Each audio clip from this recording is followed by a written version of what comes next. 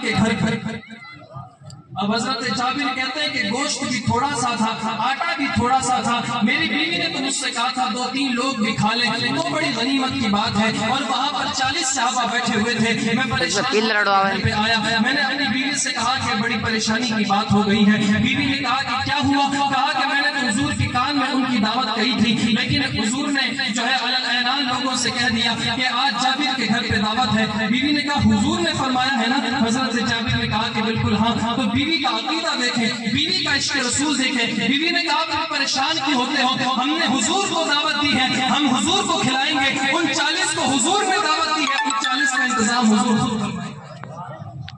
کہتی ہے کہ میں جو ہے سکون و اطمینان کے ساتھ کھانا پکانے لگی، جب کھانا پورا پک گیا میں نے اپنے شوہر سے کہا، کہتے ہیں میں حضور کو لے کر گھر پہ پہنچا تو حضور نے فرمایا جابر ذرا مجھے رسوئی گھر میں لے چلو، مجھے بتاؤ کہاں سالن رکھا ہوا ہے، کہاں روٹیاں رکھی ہوئی ہیں۔ حضرت جابر کہتے ہیں میں نے حضور کو روٹی کا کٹوردان دیا اور جس ہانڈی میں سبزی بنائی تھی وہ ہانڈی بھی حضور کے سامنے پیش کر دی، حضور نے کٹوردان پر تو اپنا دست مبارک رکھا اور ہانڈی میں اپنا لعاب دہن ڈالا اور کپڑا ڈال کر کے حضور فرمانے لگے جابر جب تک لوگ کھاتے جائیں تم کھلاتے جاؤ، جب تک لوگ کھاتے جائیں تم کھلاتے چلے جاؤ۔ حضرت جابر کہتے ہیں کہ میں نے کٹور دان میں سے روٹیاں نکالنا شروع کیا، ہانڈی میں سے سالن نکالنا شروع کیا، 40 صحابہ شرمسیر ہو کر کے میرے گھر سے نکلے اور میں نے دسترخوان پر دیکھا تو ہڈیوں کا انبار لگا ہوا تھا، حالانکہ بکری کا ایک بچہ میں نے ذبح کیا تھا لیکن وہاں پر ہڈیاں اتنی رکھی ہوئی تھی کہ گویا کہ کسی کو سمجھ میں آئے کہ 10 بکرے میں نے ذبح کیے ہیں۔ حضور کے 40 صحابہ جب پیٹ بھر کے چلے گئے، حضور نے مجھے اور میری بیوی کو آواز دی اور دسترخوان پر بلا کر کے فرمایا کہ وہ میرے مہمان تھے، میں ان کو کھلا کر کے بھیج چکا ہوں، اب تم آؤ میری مہمان نوازی کرو، ہم ساتھ بیٹھ کر کے۔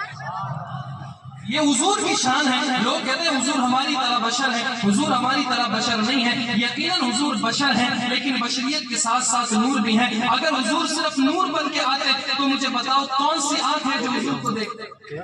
میں نے ابھی تقریر کی شروع میں آپ سے کہا جب عام فرشتے کو کوئی نہیں دیکھ سکتا تو حضور علیہ الصلوۃ والتسلیم کو تو کون دیکھ سکتا؟ حالانکہ حضور تو خود فرماتے ہیں کہ جب اللہ نے مجھے دنیا میں بھیجا میرے چہرے پر 70,000 بشری پردوں کو ڈال کر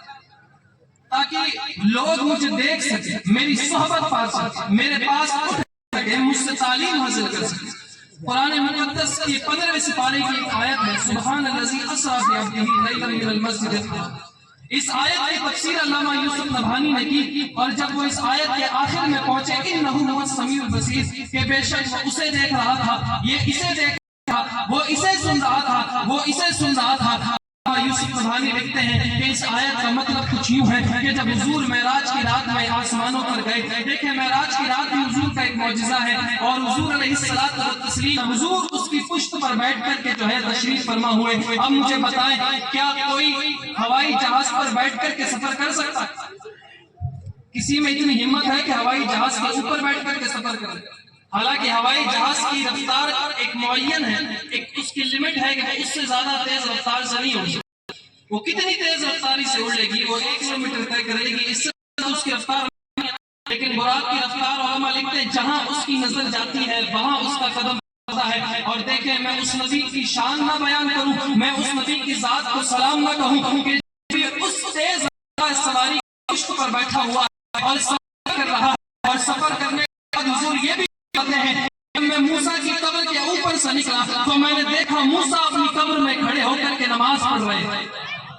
مجھے بتاؤ 100 کلومیٹر رفتار سے کوئی کار کر کے نکلے اور بیچ راستہ میں کوئی سلام والا سلام کرے اور ایک ساتھ ملاقات ہو تو وہ کہے گا میں نے آپ کو 1 ہفتے پہلے سلام کی تھی آپ نے جواب نہیں دیا، تو والا کہے گا کہ یار سلام کا جواب اور دور کی بات ہے میں نے تمہیں دیکھا ہی،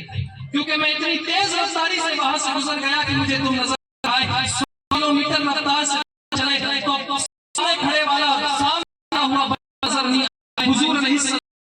کی نظر کا عالم نماز پڑھ رہے تھے، یہ حضور کی نظر کا عالم ہے۔ بہرحال بتانا یہ چاہتا ہوں کہ جب حضور ساتوں آسمان کو پار کر کے سدرۃ المنتہا کو پیچھے چھوڑ کر کے جب مقام خاص میں پہنچے، ساتوں جو ہے آسمان نیچے رہ گئے، 18,000 مخلوقات نیچے رہ گئی، فرشتے بھی نیچے رہ گئے، حضور علیہ الصلوۃ والتسلیم اللہ کے قرب میں پہنچے تو اللہ نے فرمایا انہ هو السمیع البصیر کہ میں اپنے پردے ہٹا لیتا ہوں، تو اپنے پردے ہٹا لے، میں تجھے دیکھ لوں، تم مجھے دیکھ لے، میں تجھے لیں. علامہ یوسف نبہانی کہتے ہیں اللہ کی عزت کی قسم اگر کوئی دنیا میں یہ کہے کہ اللہ کو حضور کے سوا کسی نے نہیں دیکھا تو اسے بعد میں یہ بھی کہنا ہوگا کہ حضور کو بھی ان کی اصل حالت میں اللہ کے سوا کسی نے نہیں دیکھا. اس لیے کہ حضور تو خود فرماتے ہیں کہ جب میں دنیا میں آیا اللہ نے میرے چہرے پر 70,000 جو ہے بشری پردوں کو ڈال کر کے بھیجا تاکہ لوگ مجھے دیکھیں. اب پتا چلا ابو بکر نے اتنا دیکھا جتنی ابو بکر کی آنکھیں طاقت رکھتی تھی.